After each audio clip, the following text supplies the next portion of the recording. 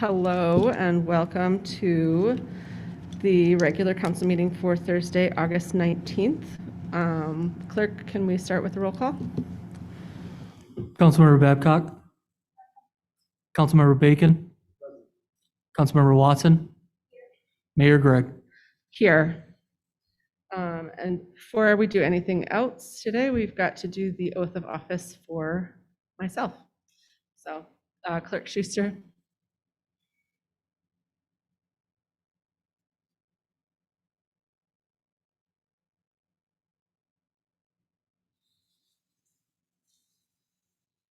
I'd like to invite Mayor Gregg's family up to join her if they would like.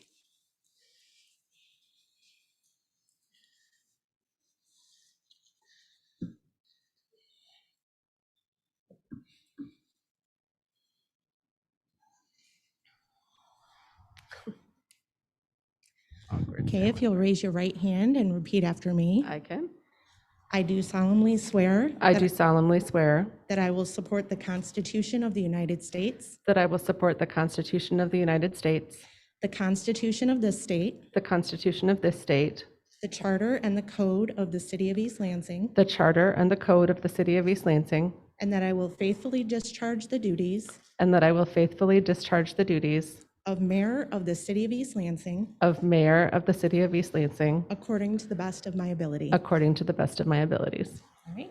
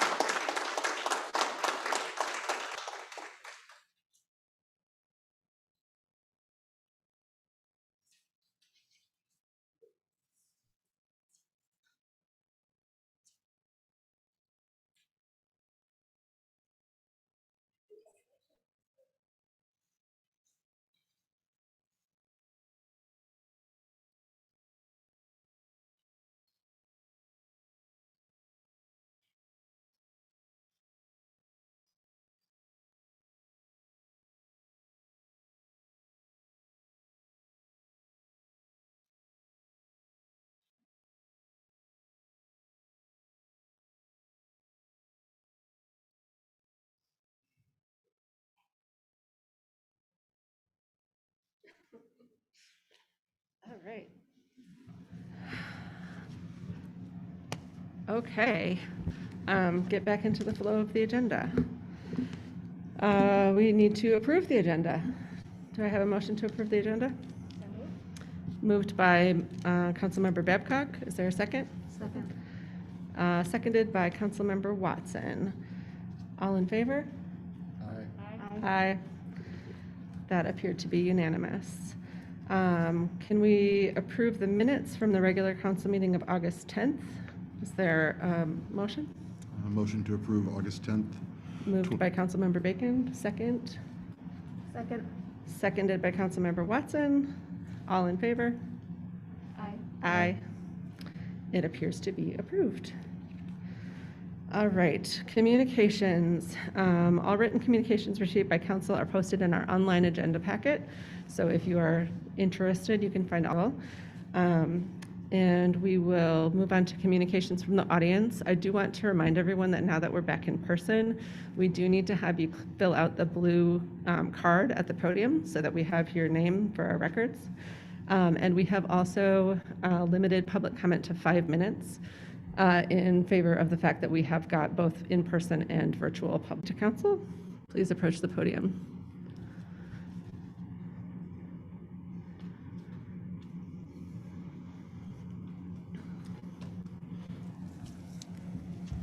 Good evening, Mayor and members. Can you hear me all right?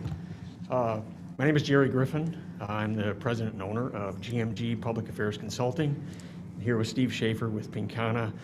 First of all, I wanted to congratulate Mayor Gregg Thank you. for your elevation to mayor, and to Taylor Manson, who will be getting a proclamation later tonight for being an Olympic athlete and representing East Lansing very well. Just wanted to come up tonight and say hello.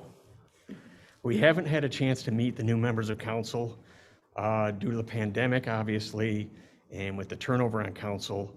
I and the representatives of Pinkana have not had a chance to really get to know you, so we wanted to come in and say hello. We had we opened our store at 1234 East Grand River just last week, and we had our ribbon cutting on Monday. Thank you, Councilmember Watson, for joining us for the festivities on that. And we just wanted to, again, introduce ourselves, come in and say hello, talk a little bit about what we're doing over there. Talk about the partnerships we have with East Lansing Charities. Haven House is part of our charity profile, as is Child and Family Charities of Lansing. Part of Monday's ceremony also was a dedication of our public art piece that we did in conjunction with the East Lansing Arts Commission and Foster Wiley, who is a Detroit-based artist. If you have a chance, please come over and see it, and certainly come and take a look at our store. We'd love to take you through. I'm gonna let Steve talk a little bit. Steve from Pinkana. Thank you. Thank you. I appreciate the opportunity to, again, thank everybody. It's been several administrations, this whole process, and we finally got our doors open this past week, and we're very pleased, and we're looking to be good corporate citizens for the city of East Lansing. And we've done a lot of reach out with our neighbors, and we're all very communicative and trying to coexist. So they're excited to have us there, and we're excited to be a part of the community. And if you have been by, you'll see that we've basically renovated a 6-unit old apartment building, and we've cut out some of the floors and created some volume ceilings. So I would invite anybody to come by. We'd love to give you a tour and show you through the facility. And it's an outstanding design. We've really stressed security and screening when people come in. We have outside security that we have at the facility, and people are scanned twice before they can enter into the area where they can purchase products from us. And we have a very sophisticated scanning system. So we're really trying to make sure that we abide by all the rules and we stay compliant with the state of Michigan and the city. So you can count on that. If there's ever any issues, I'd like you to reach out to us. We'd be happy to talk. And we look forward again to being a part of the community and welcome you to come by. And thank you again. We appreciate the privilege of being able to operate in our facilities. Thank you. Thank you, and welcome to East Lansing. I did actually see the sculpture when I was driving down Grand River this afternoon, and it looks quite striking. Yeah, So yeah, it congratulations. looks great. Great. Well, thank you. Do we have any more comment in person from attendees in the audience? Emily, do we have anybody on the phone? We have one caller on the line. Alice Drager, you are now permitted to address council. Can you hear me okay? Hello, can you hear me? Yes, we can hear you. Okay, great. I just had one quick question I'm hoping you can address when you get to the issue of the contract work with Foster Swift for the city attorney contract. And that is just to let us know which attorney you're working with to represent the city council on that negotiation, if any. I wasn't sure if you were using Keller Toma. So just for our reporting purposes, if you could explain which attorneys you're using for that, if any. Thank you. That's all. I will Thanks. address that when we get to that item. Thank you. I think, is that everyone on the line, Emily? Those are all the callers we have on the line. Okay, and I'll give people in person one more opportunity to speak if anybody wants to approach the podium. All right, we are on to communications from the mayor and council members. Does anyone, I don't know, Aaron used to call everybody out by name. I feel like that was a little antagonistic. Does anybody have anything that they want to say? I won't force you to. Councilmember Babcock? I guess I'm just used to it, and I'm used to being called on first, so I'm happy to You go. are alphabetically ahead of everyone, so. Correct, which was a real pain in law school, let me tell you. But anyway, we had a lot of flooding in the past week. We had arguably a 100-year rain, but I understand that some people have really been suffering with this. I heard that the morning after the night of just colossal rainfall, that the city sent firefighters, EMTs out door to door to ask people how they were doing. At least the lady I spoke with thought they were from the EMTs. I'm looking at the interim chief, and I hope that's correct. And I thought that was really an exceptionally nice and courteous thing to do, is also wise in terms of public safety. I think we've all heard a lot of concern that flooding seemed to be concentrated around the areas where the city is doing a lot of work in Glencairn. And I hope the city can, at some point, look at what the cause of that was. I mean, it could be that that's where the infrastructure is so old, so that's why we're doing the work there. I hope that that's the reason. There have been a lot of concerns voiced that it's because of the way the work was being done.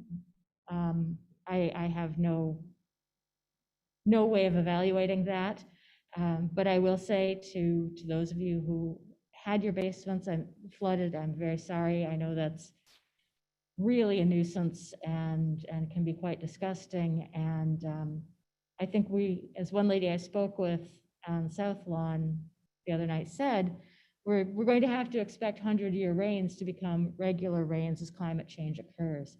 So that's probably going to mean we rethink how we do our infrastructure, all of us, not just East Lansing, but also globally. I see Dr. Monberg nodding, yes. Just something to keep in mind as we look at future projects. Thank you. Thank you, Councilmember Babcock. Do either of our other council members have anything they want to communicate tonight? Ron, you good? I'll go next. Yeah. Once again, just to kind of build off of what Councilperson Babcock is speaking on the flooding, I think that speaks to the urgency of infrastructure and the cost of projects left undone, not by anyone's fault, some economic or priority or otherwise, but the damage that's done with infrastructure and old infrastructure particularly. So I know it's an American priority. I know it's going to be an East Lansing priority moving forward, even with our aging infrastructure, our buildings, et cetera. I think that it just illustrated how much damage can be done with old infrastructure waiting for updates. Second, return to school. Kids were all around the school today. It was really exciting to see. We returned to football playing yesterday, our first scrimmage. I must acknowledge, I did not know if this was going to be possible after the challenges of last year. I'm hopeful. I would just ask people who are eligible to continue to get vaccinated, continue to mask where appropriate, continue to be safe, so we can continue on this trajectory and kind of beat back on the Delta variant and continue to open things up and keep business and school and everything going. It's going to take everybody. I think that's all I got for now. Last but not least, I wanted to congratulate Jessie Gregg. I'm excited for her leadership, with or without the title. She's been a leader. She's been a great deal of support to me, even onboarding and just how to do things, and got me up to speed very quickly with her leadership, with or without any title. But I am proud to serve with you as mayor. Aw, thanks, Ron. I appreciate that. Thanks for the vote of confidence. Councilmember Watson, do you have anything you need to communicate tonight? No, I don't have anything additional to say. Councilmember Babcock and Councilmember Bacon spoke on some things that I wanted to say. And so I guess I'll just add, again, please be safe and have a good time with the return to school for the public school students. My kids are mostly excited about returning. Mostly excited seems like a pretty, accurate summation of school right now. I want to echo what Councilmember Babcock said about our flooding. We did have just an absolutely torrential rain event, actually on my first day as mayor, so I feel slightly, I don't know. I hope there was nothing to read into that, but when you get 8 inches of rain overnight, it really just overwhelms the sewer system, even new and fully functional sewer systems, and we do have some aging infrastructure, as Ron said. So I don't know that we can promise that we can solve 8-inch overnight rain events. I feel like that is just one of those things that can't really be accommodated in a municipal sewer system, but I was very proud of the way that our community stepped up to help out their neighbors. We had a lot of people that had a lot of damage and a lot of water in their basements, and we also saw a lot of people showing up to help. We do have our city employees checking on people, as Councilmember Babcock said, but we also have a very limited pool of resources in terms of our employees, and they need to be addressing the areas of public concern, pumping out the parks, et cetera. So it was very nice, as always, to see East Lansing stepping up to help East Lansing. That's one of the wonderful things about this community. I feel like I should talk about becoming the mayor of East Lansing. It's been a very tumultuous year here on council. We have had a lot of disruption on council. We've obviously had many members vacate their seats for various reasons.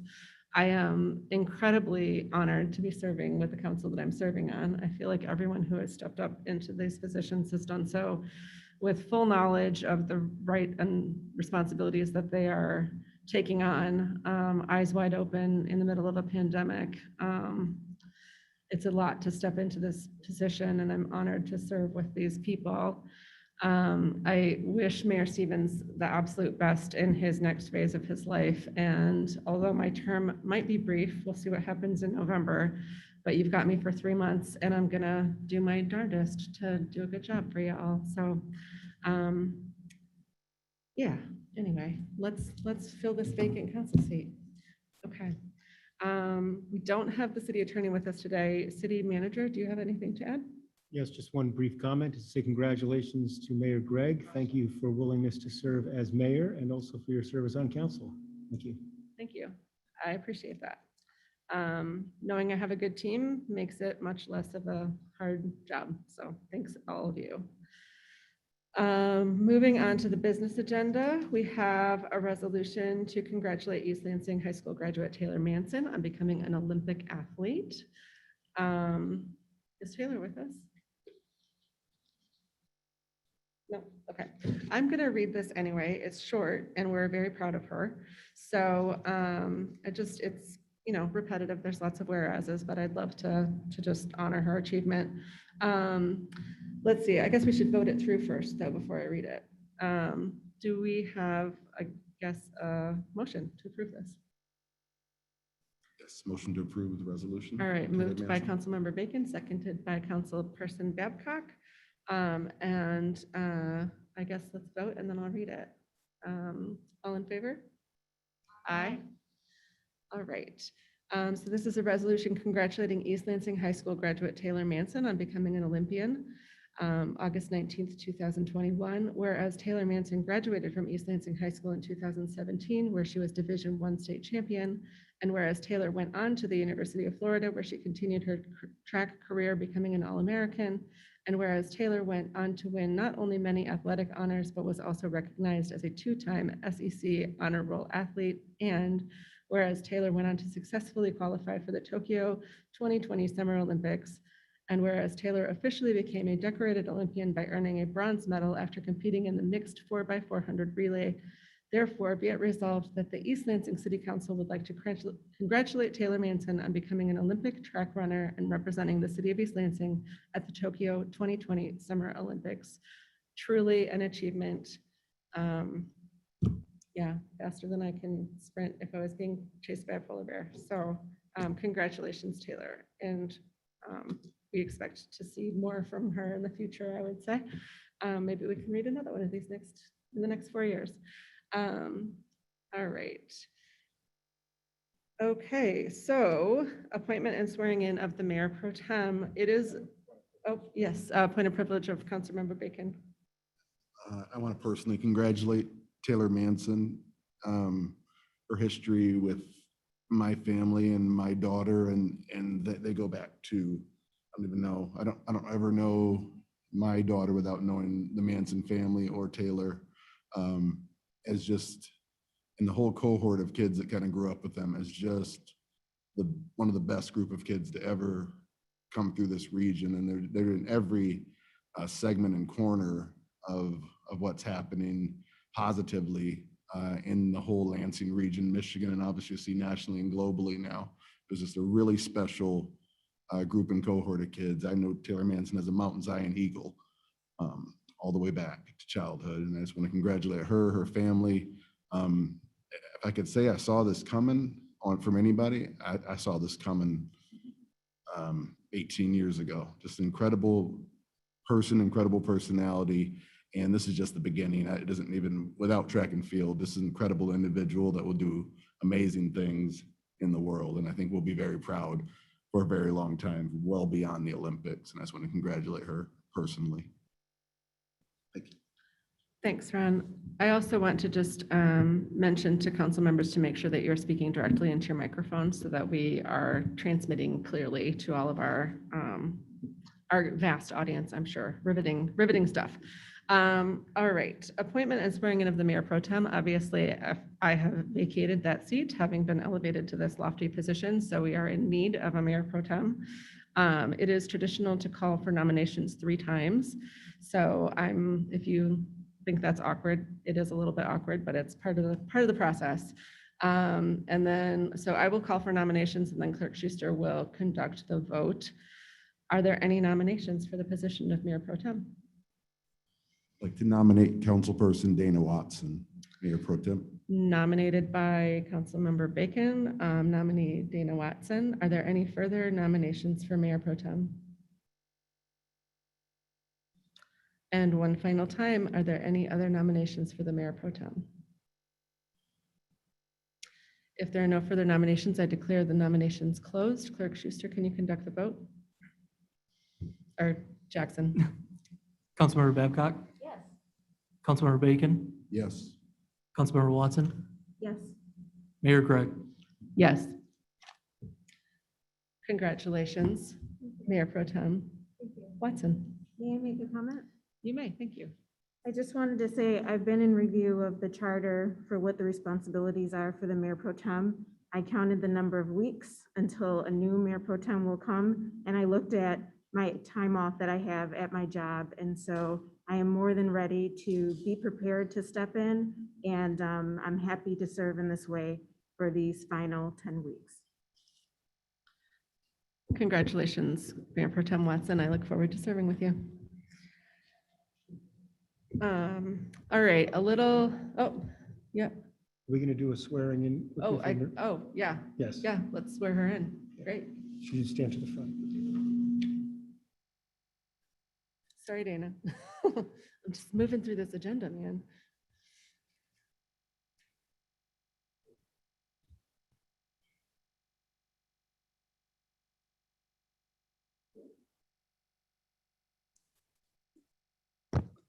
You'll raise your right hand and repeat after me. I do solemnly swear I do solemnly swear that I will support the Constitution of the United States, that I will support the Constitution of the United States, the Constitution of this state, the Constitution of this state, the Charter and the Code of the City of East Lansing, the Charter and the Code of the City of East Lansing, and that I will faithfully discharge the duties and that I will faithfully discharge the duties of Mayor Pro Tem of the City of East Lansing of Mayor Pro Tem of the City of East Lansing according to the best of my ability. according to the best of my ability.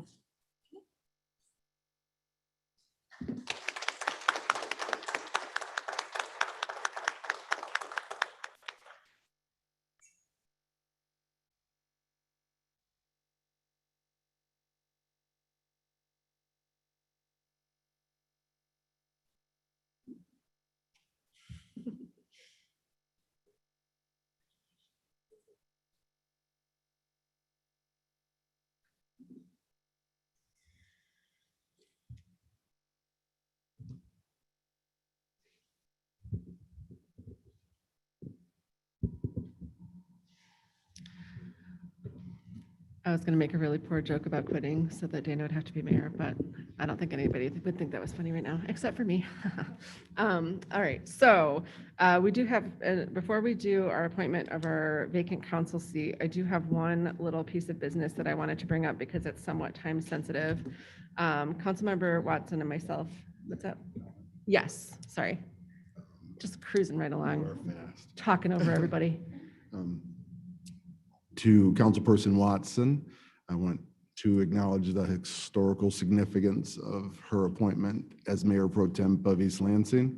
That makes her the first African-American person and African-American woman to ever be Mayor Pro Tem of the city of East Lansing.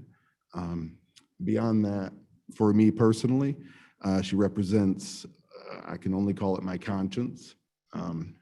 She's considerate in a way in government that gets lost is important. She considers down to the very last person and to the very least of us in government. It's very rare. I'm very proud to serve with her. I'm emotionally moved by the historical significance of her appointments. I'm having a little trouble, but I just want to acknowledge the history that was made here today and just acknowledge her worthiness for this role, even in the short term. Thank you. Thank you, Councilmember Bacon. I also want to just tell my council members that I am having a little peripheral vision problem seeing you. So if I do run past you and you want to speak up, just please, call my attention to it. We want everyone to have all of the time that they need to say what they want to say in these meetings, regardless of whether I see your hand or not. So thanks, Ron. Okay, so a little bit of business. Councilmember Watson and myself have been talking with Laura Genovich and Ann Cernak from Foster and Swift, trying to come to a point where we can move forward on our city attorney contracts. And we've moved forward and we've moved backward, and I feel like we have kind of come to the point with those negotiations where I really need to bring the rest of council in on it. We were hoping to renew that contract with relatively small change. We expected that there might be some request to increase the amount of that contract due to the fact that they've, had a year in and they know how much work is involved now and have a little bit better idea of what they're doing. But the amount that we're talking about is a little bit more than I feel comfortable bringing forward without some input from the rest of council. So what has been proposed by our attorneys and what we seem to be stuck on is that we would essentially keep the cap on general services, but we would lower it slightly, actually, to about $425,000 instead of $500,000. But then that we would remove the prosecution part of that contract from under the cap, and then that would be billed separately at an hourly rate. So that could result in a considerable increase to payment to the law firm. They do generally, so we reviewed our previous city attorney's contracts and the rates that were being charged, and we do seem to be consuming approximately the same number of hours of services from our current attorneys, but they are used to getting a considerably higher hourly rate than we had been previously paying. So that's kind of where the point of contention has stuck. And I guess I just wanted to bring that forward to the rest of the council because to me personally, that seems like too large of an ambiguity for us to move forward with the current contract. And I think that we might be better served by putting out an RFP. So I guess I'm just kind of looking for feedback on whether or not we think it's worth pursuing the current contract with our current legal firm for a considerable increase, or if we want to go out for an RFP. And I guess I'm looking at you two because you're the ones that weren't involved in the negotiations. Dana and I kind of have our opinions already. What I was waiting for. Yeah, I'm open to controlling costs in this area. I think cost containment in this area was one of the primary considerations, even in the RFP process. I don't think they were deceived or it was understated that cost was a huge factor, and I think they bid on it in good faith, and obviously maybe it doesn't work with their cost structure.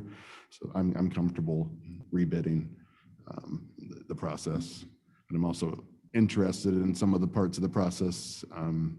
Councilperson Babcock's very familiar with the prosecutorial side versus the business side of things, and I'd be interested for her input on the best way to proceed in those areas. But I'm open. It's an area that has to be cost contained, because like it could be very expensive and wasteful. So. Well, I would never use wasteful and an attorney in the same sentence. I am shocked, Councilmember Bacon. And of course, you know, I would never want to reduce an attorney's billing fees until I'm on this side of the table. And there are a couple factors, and when you get a large, and speaking as someone whose much better half has been involved in a partner in a large firm for 25 years. So it's often expected that you take a lower hourly rate when you have a very large contract. And I'm not sure that that's being offered to us. So one of the rates was offered to be lowered, but it was the prosecution rate that was part of moving it out from under the cap. There was no interest in changing the hourly rates of the other two, the partner and associate billing rates. Right, and that's, from what I hear across the kitchen table, the grousing I hear across the kitchen table, that's usually how it works. Of course, that's what I hear at the kitchen table. Yeah. I do support separating prosecution from the civil work for many reasons, and for many just solid governance reasons that have nothing to do with our current representation. I think we would end up spending an additional, my original estimate using Meridian Township's numbers was wrong, and I went back and looked at it, and I think we could end up spending as much as $200,000 on prosecution alone. And I think that in addition to the $425,000 cap would move us to $625,000. And also there's no cap on litigation costs, and that's where the money really racks up. So I would support putting this out for a bid and seeing what we receive. And I would support putting it out for a bid, for two bids, one for civil and municipal representation and another for prosecution. So. 200,000 is in the range of what they had estimated the prosecution could cost. So I think that is your estimation of 625 is about what we're talking about in terms of total, but then also uncapped. So and this year, the only year that we've had currently under this firm with prosecution was a COVID year where there was not as many people in town. Obviously, we were doing a lot more environmental health order violations, but we didn't have our full student body back. Now we have essentially 2 incoming freshman classes, and I'm calling it high spirits. That's going to be my, that might ensue. So it's a very diplomatic, Mayor. Congratulations. Yes, well, so I think, 200,000 is probably actually a low estimate in I don't know, I'm bracing for some action this fall, I guess.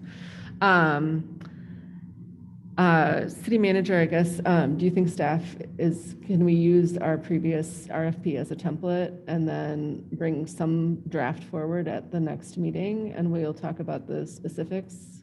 Well, we could probably try, I thought if you want to give the direction to break it out now and put the RFP out and ask for a return date, or if you want to review it, we can do that and bring it back to you for September 7th. It's up to you. Okay. And just to wait your direction. Can you remind me when the current contract that we have expires?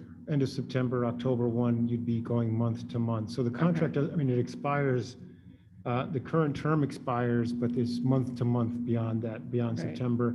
And the relevant part is that there's no cap beyond that. So in the month to month. If it extended too long, you wouldn't have the protection of the cap. Yeah, that's essentially the time pressure that made us feel that this was the right moment to bring this forward. I think splitting out the prosecution services would not preclude a firm from bidding on both halves of it, would it? It would just essentially open up the option for people to bid on one or the other. I'm comfortable with that. Really, my whole intent in this process is to give some stability and security to our staff. I really had hoped that we would be able to retain our current legal representation just to give some consistency. But the conversation was moving further apart rather than closer together, and it just seemed that it was not going to happen. So if you feel that change wouldn't be too disruptive, to have the prosecution possibly represented by another firm. We have other legal things that are split out between different firms, so. Yeah, it may just be your buying power, but that's a decision for council, and you're just giving people the option, and you can have someone who bids on both. Okay. And other firms who split it. So Okay. it may just come based on the firm's expertise. Okay. I'm comfortable with that. I guess the question is, are we comfortable just releasing that at the staff level, or do we want to review the RFP before it goes out? Knowing that if we delay, it could mean an additional month of uncapped month-to-month services from our current legal representation. Yes, Councilmember Babcock. I'm comfortable releasing that with the staff Okay. level. Okay. Yes. I also am comfortable releasing it at the staff level. I guess I don't feel like we need to vote on this. I think we can just come to consensus. Return date of the end of September, giving people 30 days from the time we release it. Yeah, I guess that would be a full month, wasn't it? That's a fairly reasonable turnaround. From the time we release it, because Yeah. we have to make sure we have it ready to go, put it Yeah. out, publish it, and give people 30 days to respond. Yeah, I think that sounds great. Yep, let's do an RFP for the two different types of legal representation with a 30-day turnaround. Perfect. Awesome. We also left the door open for Foster and Swift to be a part of the RFP process again. Yeah. Sure. Yeah, I don't think there's any hard feelings on either side. It's just a disagreement for what their services are worth. And I'm not worth, I think they're worth their money. We cannot afford an open-ended contract that could result in multiple hundreds of thousands of dollars. So, everyone negotiated in good faith, and there was certainly no animosity. So I am hopeful that they might even put in a response, and that we might still yet have the option to retain their services. So, Councilmember Bacon? I think we want to know the scope of the role. As I sit here, yes, negotiated in good faith, but I think realistically, they knew their terms and the scale. And even being this would be a low volume year, it seems a weird, as I sit with it for a little bit, so it's a really weird time to blow through your scale on a low volume year that we would have had under COVID umbrella and that kind of thing. So that's a little frustrating. I know you guys have been inside of this. Yeah. So I won't give them a clear pass here. But yeah, I think making sure that we explain the scale of a regular year and make sure that firms are coming in and bidding. It's kind of what contractors do. It's kind of how I'm feeling at the moment. Until they haven't even seen the job and they just throw out a number. So just making sure they understand the scale and scope of the work in a real year, not based off COVID year numbers, or maybe an average of 3 years, that kind of thing. Give them a real look at it. All right, can we include an average 3 years in the? Go back and look how the contract was drafted, but we will see if we can have more background information. Okay, that would be helpful to get accurate bids. All right, sounds good. All right, well, that was the less fun part of it. So now let's fill this vacant council member seat. My agenda went to sleep. Hang on a second. Okay, so appointment of a new council member. When we filled our previous 2 vacant seats, the term was barely into the first year of a 2-year term, and we felt that it was very important to do a very public process, and that the council that was still seated really felt a responsibility to the community to seat council members that could have been elected by this community, basically. And I think, which is why we had a very elaborate interview process. This is a much different situation. This is a 3-month appointment.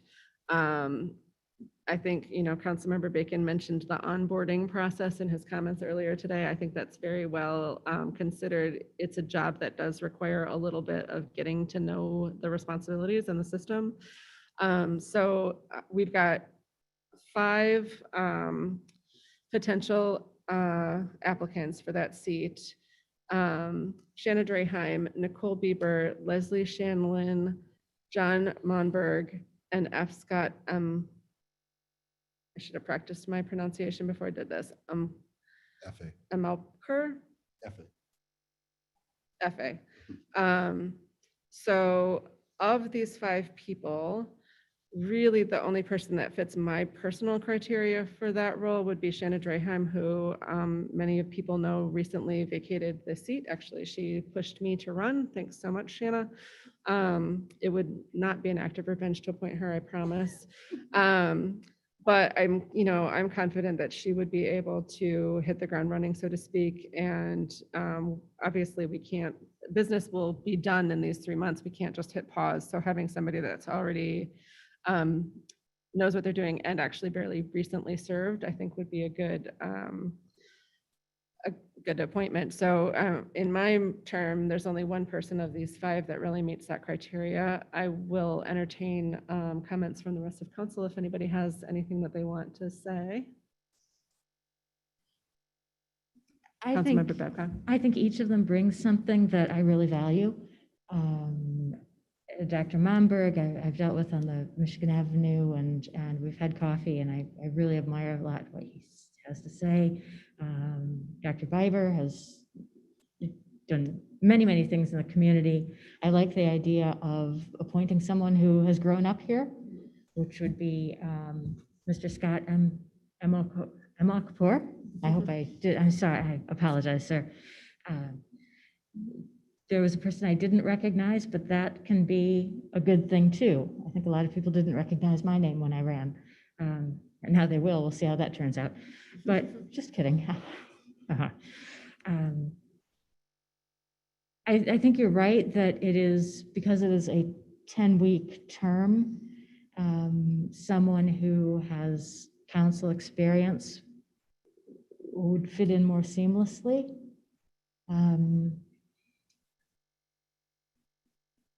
And I am reminded of something that we were thinking about last year, which was creating a committee on the future.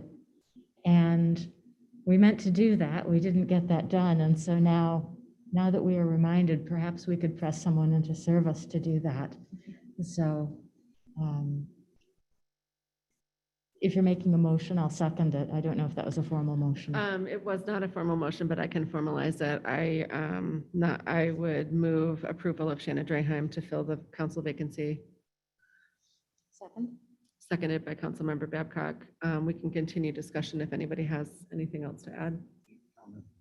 Councilmember Bacon. Yeah, and this entire process and this last year, and even looking at this list, I know many members and have worked with many of the people on this list, and I'm just saying to anybody who's listening, just continue to get involved. I've been just so impressed, and as we build out the Police Oversight Commission and 40 applicants come in, and it's very moving. That there's a kind of an awakening of involvement and wanting to be a part of things, and there's so many ways to be involved. I know many of these members, I'd encourage anyone on this list to run for office. I encourage anyone on this list to continue to work on boards and commissions and just be involved in the community. And it's exciting. It's weird to see 40 applications coming for anything involving volunteering. So I just want to be thankful to all the people who even put their hats in this ring. It's very challenging, and just continue to be involved. And if anyone on this list has in their heart to run or be a part of this in the future, you would have my support just for stepping up when there was a need. So that's all I wanted to say. Councilmember Watson. Thank you. I just wanted to add, I appreciated seeing some familiar names, and I remember watching the interviews during my appointment and just learning from what the people were saying. So I appreciate everyone who stepped up and put in an application, and I appreciate what you've said, and you all have amazing backgrounds. And I do support, though, Shanna's appointment. Excellent. I don't in any way want my support for former Councilmember Draheim's appointment to diminish my appreciation for everyone else that applied. And absolutely what Councilmember Bacon said, please consider serving on some of our other commissions. I always appreciate it as a commission liaison when I have a few applications stacked up. So I would say, even if there's not a vacancy, go ahead and put in an application. It gives us a chance to kind of easily fill those seats more seamlessly, and we don't have periods of high vacancy rates. So with that, I will call the vote on approval of former Councilmember Draheim for our vacant council seat. All in favor, I guess, should we do a roll call for this? It's kind of important. I don't know. I mean, there's only 4 of us and we can all raise our hands. Let's roll call. It'll sound formal and fun. Councilmember Babcock, Yes. Councilmember Bacon, Yes. Mayor Pro Tem Watson, Yes. Mayor Gregg. Yes. Welcome back, Shanna. And that is our agenda for tonight. So I always forget, are we supposed to vote to close or do I just get to gavel this thing? Awesome. I'm gonna hammer us out.